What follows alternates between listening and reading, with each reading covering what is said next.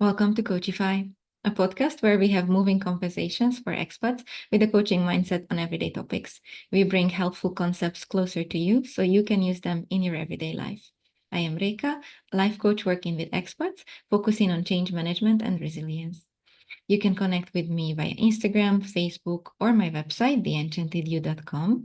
You will find more information about me, my guest, and about our topic in the episode notes. Today, my guest is Anca, who is a psychotherapist, and we will talk about the mental health aspect of moving abroad. Welcome, Anca, and thank you for joining me. Hi, Reka, and thank you for inviting me. It's a pleasure being here today with you and your listeners. I'm Anca, 30 years old. I come from Romania. I'm a psychologist and psychotherapist. Been expat for a few years now. Currently living for now in Switzerland, in Zurich, focusing mainly on working with expats either from my home country or from other countries. Somehow this ended up being my niche, although it wasn't the intention in the beginning. Thank you so much for accepting my invitation. I was really excited to talk to you today because I find that the whole process of moving, changing countries, or changing countries again has a big, not a toll, but like a big impact on our mental health. And I was really excited to talk about this with you. What's your experience? What is a hardship or like a downside of moving countries? I think one of the most popular problem, let's say, that people face when moving countries, especially when they do it often, when they do it more than once, is that you find yourself as being constantly a bit of a social alien. So not only that you are new and a foreigner in the countries that you live, then when you go home, because your experience has been so differently shaped by living abroad, you no longer find yourself as having a home there as well. So you're kind of living constantly between two worlds, and sometimes you might feel that you don't belong to any of them. Oh, yes, and especially if you moved more countries, not just one. Yeah. How was it for you, or how is it for you? Because this is not your first country abroad. Yes. I think I'm better at it now than I was the first time I moved. So my first living abroad experience was in Prague, in Czech Republic, where our roads also met, right? Yes. And back then, I didn't know many things about, what it means to be an expat. I treated the whole experience somehow like just a station in my journey instead of making it a proper home. And only towards the end, I understood how important it is to feel at home in the place where you live from all points of view. So now when I moved to Switzerland, I focused really hard on making it a real home. And it's something I very often discuss with my clients as well, right? No matter how long you're staying there, making sure that it does feel like home, whatever that means for you. Yes, and we talked about this before as well, that it's part of the preparation. It needs to be part of the preparation to think ahead what will make you feel at home, what will make you feel that you belong to your new place, even if you are completely new to that country. So, for example, when I moved, it was really important for me that we can have our morning coffee already on the first morning together, not going outside somewhere because we didn't know the area. So I packed the mugs, the coffee, and the coffee maker in a specific like box, and we took it out immediately. So that was a big like arriving moment for me. Was there For something for you? There were several things for me as well. So what I did and what I always speak to my clients about doing as well before moving is making a list of those things that are non-negotiable to have at first, right? In your case, it was the coffee and the coffee mugs. In my case, it was, having a place where I can go to play paddle, having a place where I can go for a walk, having a few coffee meetings in the beginning just to meet some people and secure myself, and of course taking from home, which was Prague back then, all those things that I felt I needed once I moved. For me, it meant like, I know, some mixes of seeds that I like in my breakfast. But hey, it's very important, right? That's what's going to give you the feeling of belonging, and it's going to bring a bit of comfort to your day-to-day life till you settle properly in the new place.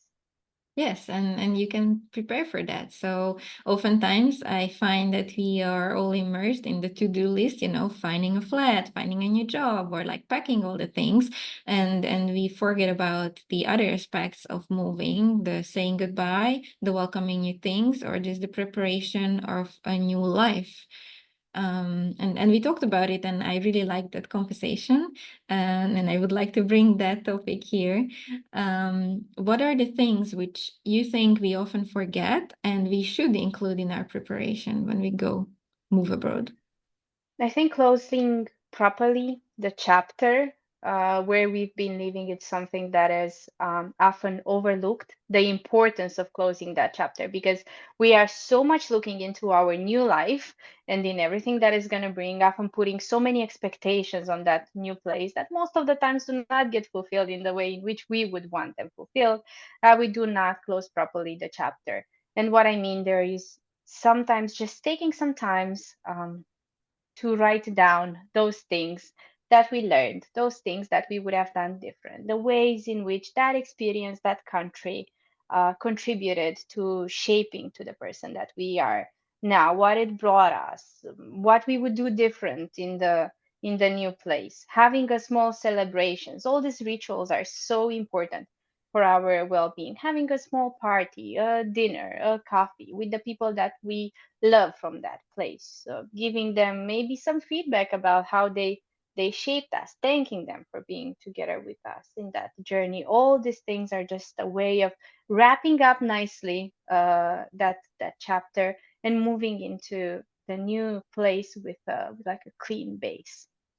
Yes, yes, I agree. And um, I think I fell into this hope or into this misconception that, oh, I will be back in my previous country so many times and we will always have time to meet, and we don't.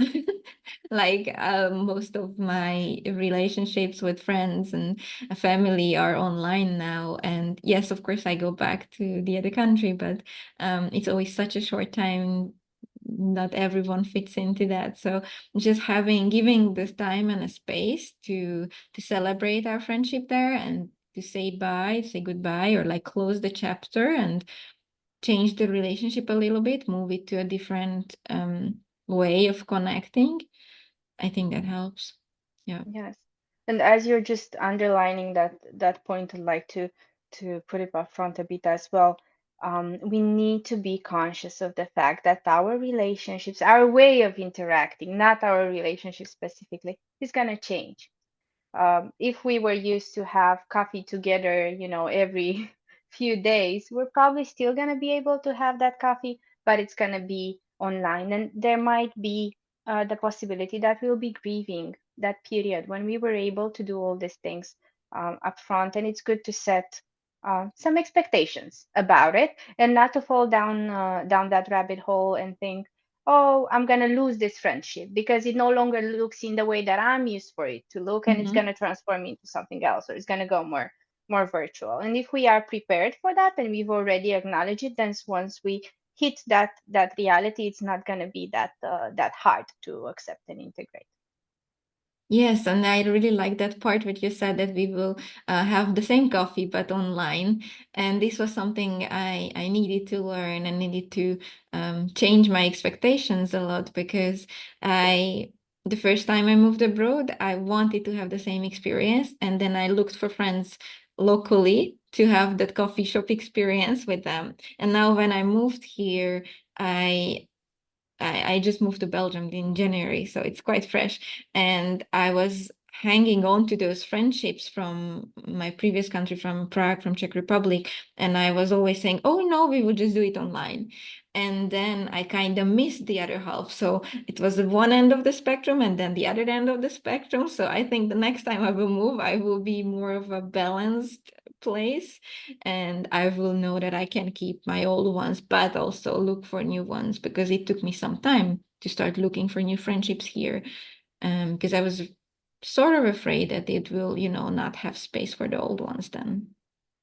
And that's a very interesting fear, right? And I think it's very common. If I find life in the new place, will I be able to still be as focused on my old friends? Will they feel neglected? The truth is that if you're a social butterfly, if you're someone who is very used to social interaction and really likes going outside, having rituals, meeting people, spending the whole day, between meeting different friends. Some people are like that. And we move and we will solely rely on the fact that we have the friends at home, we're going to connect with them through phone. Sooner or later, we're going to feel very bad. Firstly, because the dynamic of the relationship from home changes. So a certain part of it is definitely gonna miss, right? It's the face to face interaction. And then secondly, we're gonna feel very even more alienated from the place where we are living because we are just hanging on to the life we had before. So what I would say here, before moving somewhere, if you do like a self-assessment and you realize that for you the social interaction is a very important aspect and you have a lot of friends and you like going out doing things with them, one of the first things that you should do once you move is looking for those proper contexts in which you can make new friends and build some social relationships. Or find a community where you can connect to, like, I think it's important to not try to make the same life in the new place, but to sort of bring with you the things which you learned to love to do. Like, I was dancing a lot in Prague, and when we moved, we were already looking for places where we can dance. And I loved going to language exchange. And well, before we moved here, we already found a regular language exchange here. So in our first week already, we went there to meet new people. And actually, that's where I met most of my friends now. So having this sense of community, no matter how big or small, I think it really helps feeling a bit more of belonging in the new place. And I think we can prepare for this even before, getting there, because I know we looked up things online, looking for studios or for dancing or like different sports facilities or like concerts we enjoyed, and made plans to do those. I think that helped. Yes. When doing, this list of things that I need, of course, we should look also at those activities that are big part of our life. As you said, dancing. I know that I like dancing. One of the first things that I'm gonna look for is a studio where I can go dance, and that's gonna help me feel more comfortable. It's gonna be a place where I can go and have some stress relief. Because even if I'm not, for example, starting a new job right away when I'm moving to the new country, it's gonna come with a certain amount of stress simply because it's a new experience, right? And having those activities that in general make you feel calm and relaxed and they help loosen up a bit, having them online is already gonna have a big um, impact on your mental health. So doing just those putting down those things on a list, and then once you move, looking at not too many. You don't have to replicate 100% your old life, but having like two three things noted down, already searched for. And as you were beautifully saying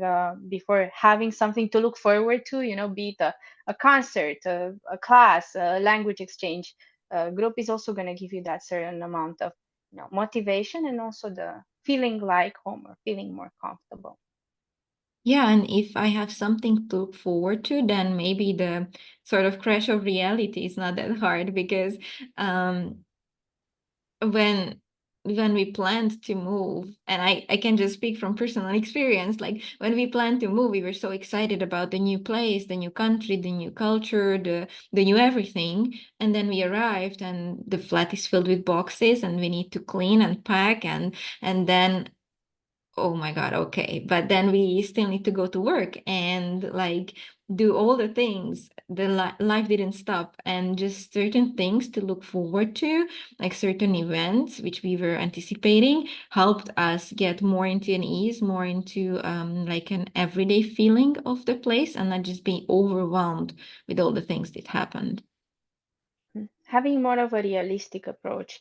What I observe in my work with, new expats or a new place for an expat with experience is putting a lot of thought into the moving and taking it either to a very idealistic view. It's going to be amazing. It's going to be the best experience of my life. It's going to completely change everything. All my problems, they're going to stay here and I'm going to run away to the other place and nothing will chase me.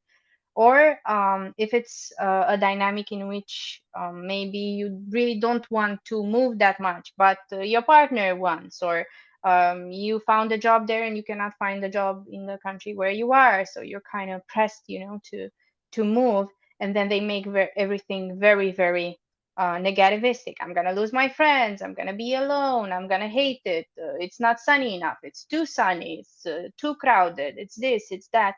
So trying to keep in the middle in terms of expectations, and knowing that in the same way in which every country, our home country, our temporary country, comes with good and bad and nice people and people who are less nice, so is the new place. I really liked when you brought up stress, and I think it would be really nice to talk about it a little more, and grief, because I think when we expect to move, or we are in a process of moving, we get so much on the excitement side, and we are just putting the new place in a pedestal, even if we are like forced to move. And there is the other side of stress and the grief. I think there are still these not sure expectations of the new place, and these different feelings altogether can stress people out. I know it stressed me out a lot. Like, I was so excited to move, but I also was really, really sad and grieving and missing already things which were in my previous life. um what do you think about this? Like, what can we do to help these feelings live together? I was actually reading a study this morning, and stress is the only factor that, regardless of your social income, your place in society, your country, your age, is the most likely to push you into having some mental health related issues, right? And the stress that we feel when we move, having this time to um, self-regulate, self-adapt to the idea and then to the place by itself, it's very normal to feel a certain amount of stress.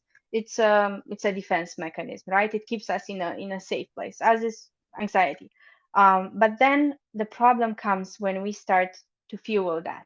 So I'm stressed about the new place. What am I stressed about? I'm stressed about the culture. I don't know the language, and I'm stressed about it. And I don't go down the rabbit hole, and I read in all the groups and on the Reddit and all the Facebook groups all the bad experiences that people have, and I put more stress on myself. And I read about people not having any friends, and I start thinking how I'm going to be alone. So it's like this, rabbit hole, as I was saying before. It's very important to keep the balance there. And of course, being prepared is one thing.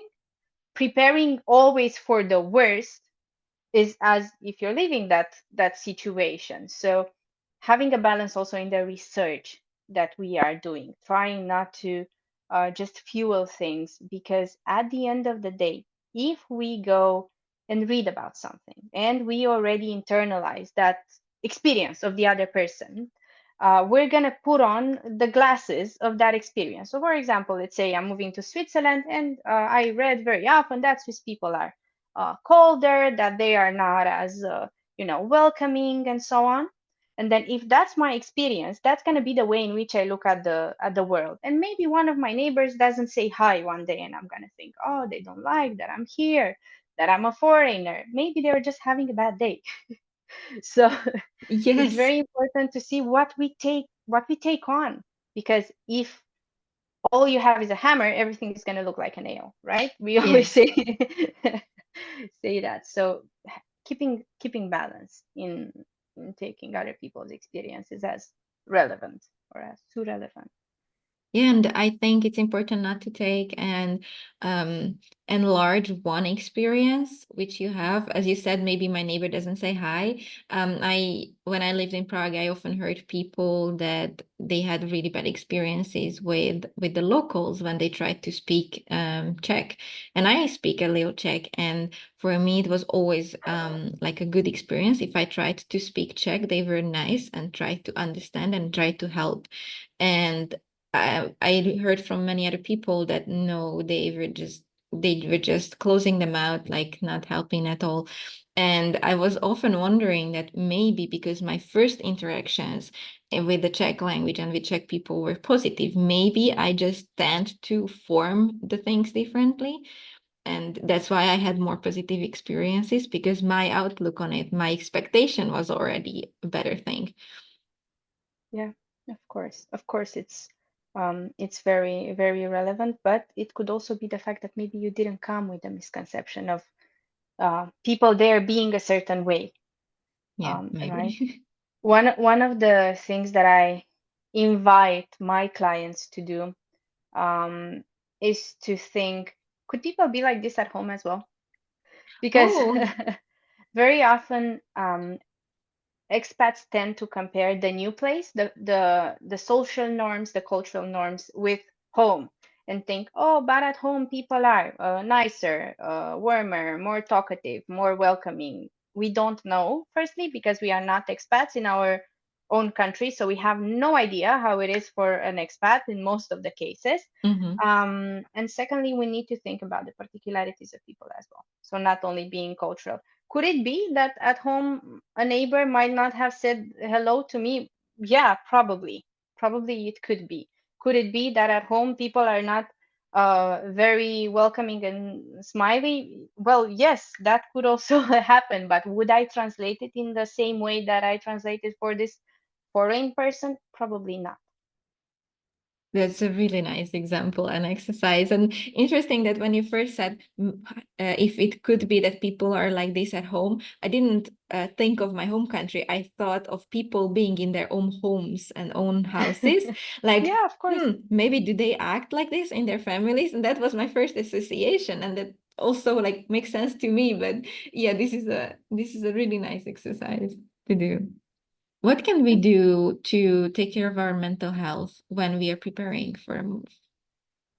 Um, well, apart from the things that we were mentioning till now, I think having good balance, balanced expectations, resources, the activities and everything we were talking about, and then we need to look if there are some particular things that we have maybe in terms of community that make us feel home. For example, if even as a foreigner, I am very connected to the community from home. So, in my experience, if I'm very connected to Romanian food, to Romanian music, to Romanian people, I might want to find some Romanian groups of expats or a nice restaurant where I can go and eat something and feel like I'm in my grandmother's home in the village. Like having these particularities that connect us from our home country. It's very important for some people to not be mistaken for resuming our whole life to the home country, because there are people who move abroad. They only go with people from their home country. They only go to places where they cook food from their home country, and they still end up feeling very secluded because that's an experience that is very limiting. And then you live in the society of that country that is very different from you. So you will self alienate in some way, although maybe the people from that country are not putting you aside. You just don't integrate properly. And to this, I would also add being a bit informed when it comes to the culture, the history of that place, in order to be able to understand certain behaviors. Having a bit of social cultural information will help you understand why people are treating you in a certain way, why they are behaving in a certain way, and then in order to counter react to this, what do the locals do? So you can do what the locals do, so you can integrate better. For example, when I moved to Switzerland, I'm probably still am not an amazing one as well. I was a very bad swimmer. And here people go to the river and they swim. In the countries where I was living, it was not very common. But in order to be able to do this activity that the locals do, I went to swimming classes from my first month here in Switzerland. And now in summer, I can go with my friends and do what everyone does. And I feel more part of the culture. This is a very small example, But knowing the social norms and the popular activities in that country will also make you feel closer to the locals, although maybe you don't speak the language, for example, but you feel more part of the community. I really like this example with the swimming classes, and it's interesting that here we still didn't figure out what the locals do. Like as the weather got better, many people are in the parks, but I don't really see like a general theme so far, so it's still something to discover for us.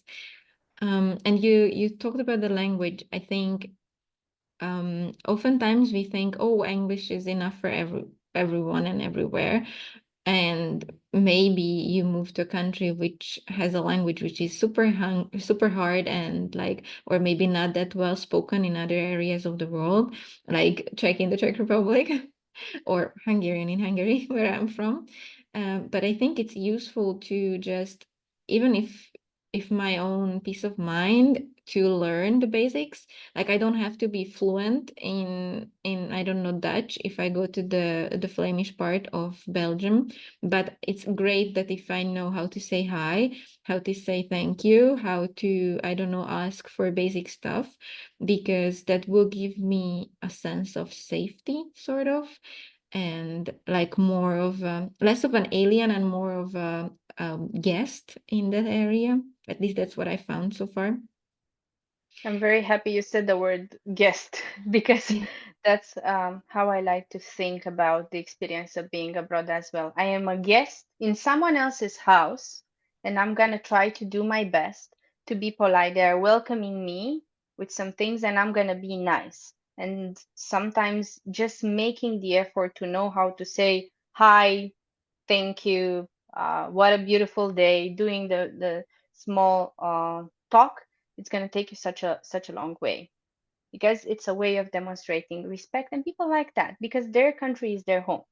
We are Yes. visitors. Yes, I really like that you pointed that out. I think that's something which I also feel, but I never, named it, that I am a guest somewhere. I always feel not obliged, but I always feel like I need to know a few phrases. And when we moved here, we are in a French part, and I do speak some French, but and I get by with my French, but now I feel like I should learn more, because sometimes when I'm on the street and I walk my dog and someone starts to talk to me about my dog, after a while the conversation, runs to a dead end, because I don't know what else to say or I don't know how to answer. And I understand what they say, but I don't have the words to answer, and it's just I'm missing out on opportunities. And yeah, in Prague, it was a huge thing as well. When I walked the dog, everyone wanted to talk to me. So that helped me get new friends, new people in my life, trying to do small talk in Czech, which was hard, but it was worth it. Definitely. Maybe that should be something we should put down because I have the same experiences. I have my dog. So, guys, get a dog. If you want to make more local friends, get a dog. Start interacting with other dog owners. It's gonna take you a long way. Which means actually having things in common to people, right? Yes, Finding yes. like-minded people. And I would underline here what you were saying about the language lessons. It's going to a language lesson to learn the local language is a very, very good place to make friends because you're gonna make friends who are from abroad like you, who have a common interest, learning the language. So you're already two steps ahead. And it's also going to give you the variety to meet people that maybe you would not meet in your day-to-day life, right? Not everyone works, I don't know, in a 9 to 7 in a corporation, and it's good to have variety around you and see different size, different angles of life, different professions. So very, very good to try going to language classes when you enter a new country, when you start living in a new country. And I think sometimes we expats get along better with expats because they had similar experience. They also have this grief, and they also have this loss of their previous country or their home country, home culture, which they miss. So they understand more what we go through and why it's hard sometimes to answer the question, "Where are you from?" Yeah, Yeah. exactly. And I think this also opens up another thing that I wanted to point, being prepared um, for grieving your past relationships.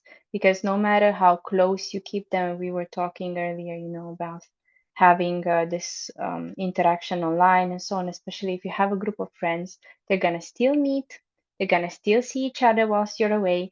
You might go back and they will have jokes that you don't understand, experiences that you were not there for.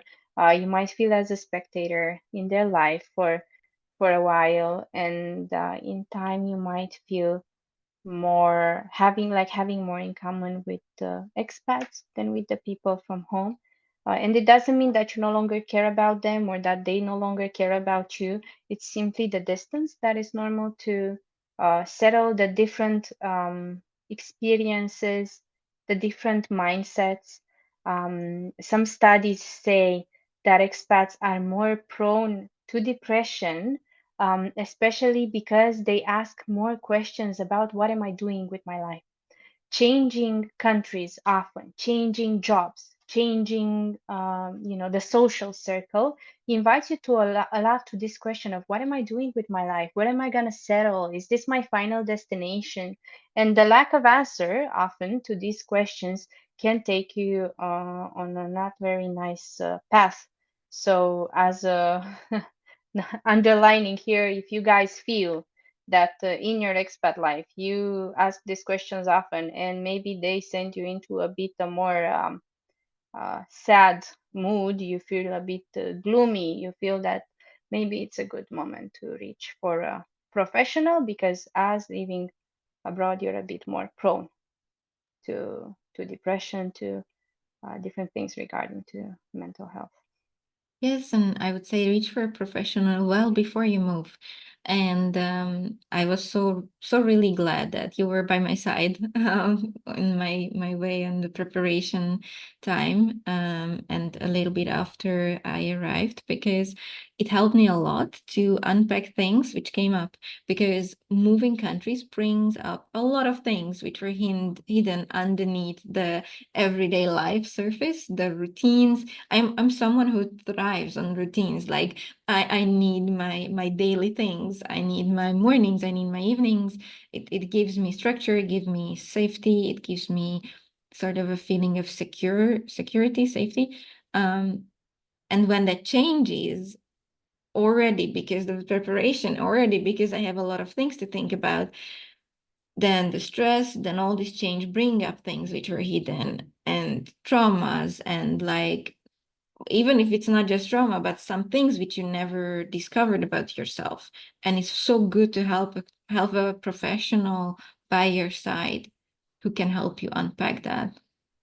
100%. I second that. Discomfort can very easily trigger us in ways that before were covered by routines, by a lot of social interaction, by not having time to have a lot of introspection, a lot of thoughts. And we find ourselves in a point where we cannot run from the discomfort, we cannot distract ourselves because maybe we don't have enough activities or enough friends.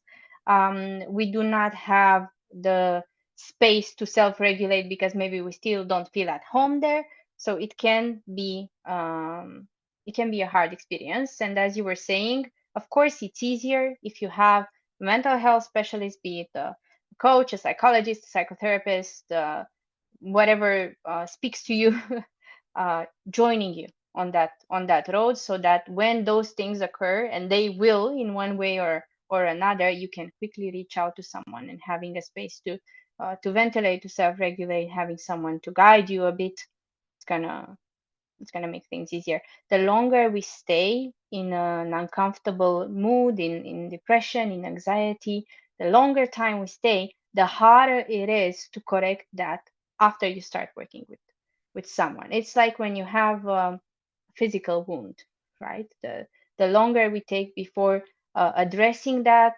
the higher are the risks that it's going to take more time for us to recover. Yes, I agree on that. That the later you try to heal, the longer it will take. And I would say it's just be mindful about the situation, because moving alone is totally different than moving with a family, moving with a partner, moving with a dog, and it's different when you move because of someone else's job than when you move because of your own job or because of your own, I don't know, adventure or like your own decision. Maybe you not just, but like you move because you support someone and you can move with them. It's a totally different situation and needs a different type of preparation than when you just go alone. Just it's never just, but yes. Of course. And when moving with a partner, like we know that we should have balance on different topics in our life, right? We should have a social life, we should have hobbies, we are going to be focused on our job, and then there's going to be the relationship topic, which through our life might be or might not be there. And when it's not there, the rest of our balance is going to balance on the other structures. Now, if we move somewhere and we're moving with our partner, and we have no friends, and we have no hobbies, and maybe we have no work, all that weight is going to solely rely on the relationship. And when we put a lot of weight on something, it crashes. We might, there are people who destroy their relationships while their movie just crumbles under all the pressure from one partner, from both partners. We might spend more time with our partner because we don't have all this other activities, and then it can become overwhelming. It can be too much. We're gonna become frustrated one on another. We're gonna fight more often. If there are kids involved, even more. We're gonna be very secluded. Maybe we don't have our other moms that we have at home or in our last place. So keeping balance is very, very important also when you go with a partner, because there are a lot of people who think, oh, but I'm with someone, so my social life is not, like, I'm not alone, I have my husband, my boyfriend. It's not enough. Or it's going to be enough, but just for a period, and then it's going to feel like a lot of pressure. Yes, I agree with that. It's a lot of pressure already to move, and then you try to rely on each other and support each other. And it helped a lot for us when we had the discussion, okay, what do you need in this process and what do I need in this process? And then we could agree on things. Hey, okay, I need you to tell me often that it will be fine because I believe you.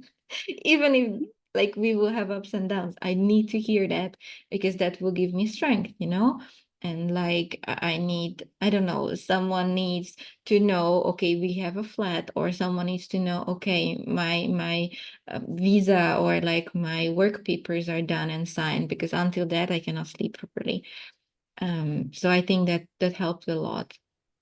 Yeah. And in terms of all this authorities, papers topic. Of course, these things become harder when you maybe don't speak the language. So, wherever you feel that things are too overwhelming and you have the possibility to get help, get it. If you're very stressed about the papers, and as it was in Czech Republic, in public institutions, they are not allowed to speak English, right? It's easier to pay someone if you have the means for it and have it like off your table, then go through the whole process trying to do it alone and getting more stressed in the process. Whenever you can delegate, and of course delegating to your partner is also a topic, and acting as a team, but also delegating to third parties if you have the financial means for us, if you have the necessary connections to do it and make your life easier when it's the case. Yes, I agree. And knowing what to delegate and when to delegate and what is important to you is a crucial part. Like the last move was much more intentional for me than my first. The first was more of an adventure. The second one was really, really well planned, and like we were preparing and we knew what we take on. Well, we thought we knew what we take on, but it's always like we need to expect the unexpected. Um, so yeah, so it was more organized and more planned. And I knew that for me, it was really, really important to have the flat. like to know where we are moving, because sort of everything else was revolving around that. Then I know how much stuff I can take, if I need to sell things, if I need to get rid of stuff, what how we are transferring our stuff. Do we take by plane? Do we rent a car? Do we hire someone? And like, just all the other things. Our dog, how he will get there, and how can I make sure that he will have a good life here? Yeah, so um, these things were really important for me. And if I would feel too like it's too much, probably what I would delegate was the flat finding part, because that was a lot of pressure, and that was the Yeah, most important for me. of course. And then when it comes to this most important topic, especially when it comes to the flats, and I know we touched point before in our private discussions on it, making your home a home is very, very important. I Yes. remember in my first year in Prague, I didn't even buy for myself, a proper set of plates and cutlery. I just had the ones from the owner and I was using them and I thought, "Oh, I'm just gonna be here for a while." And then towards the end, I actually bought myself the things I needed. Sometimes because we look at places as being, just a stop in our journey, we don't properly transform them into a home. And the impact that has on us is huge. If you know you want to have plants in your house, get them. You're going to find a way to carry them, or you're going to sell them, or you're going to give them if you have to leave. But for the period in which you are there, make your home a home, because that's the place when you're going to spend probably most of your time. Yes, I agree. And as we're talking about the preparation of moving, I think you can plan for this. You can prepare for this. You can just sit down. If you move alone by yourself with a journal, I like the journal. It's not everyone's cup of tea, but you can try.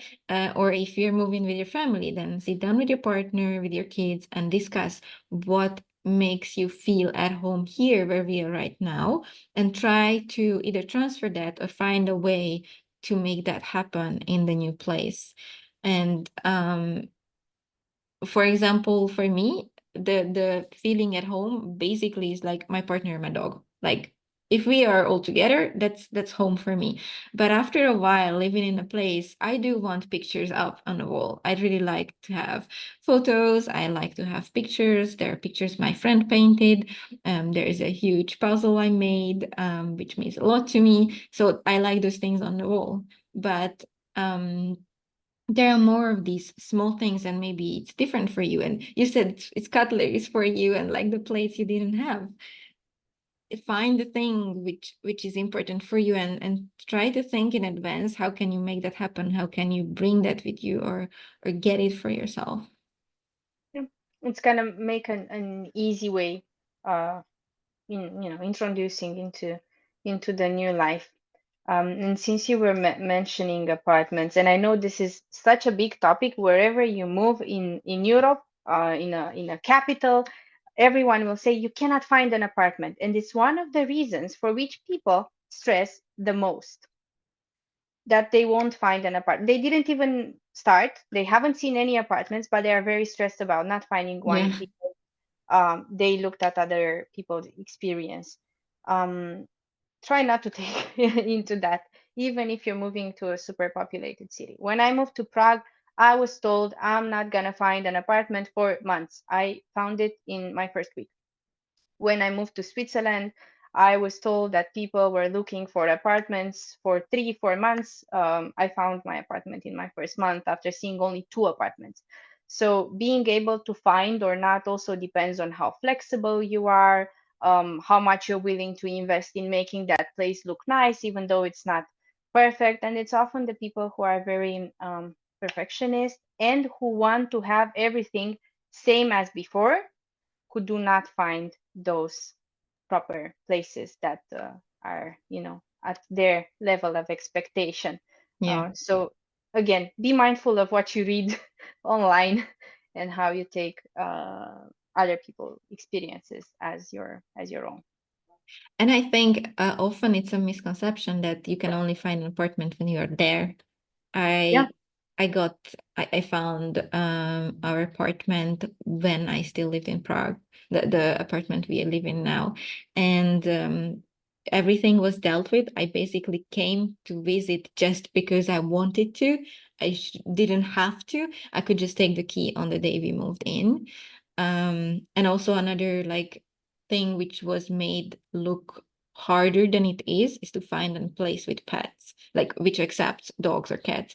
Yes, it is hard. Yes, it is something which makes the circle of available apartments smaller, but just go everywhere, and not just to sites like websites and like reality agents, but go on social sites like Facebook, and reach out and ask in expat group and ask in local group, and just reach out to people and ask for help, because that can make the whole thing in a totally different experience.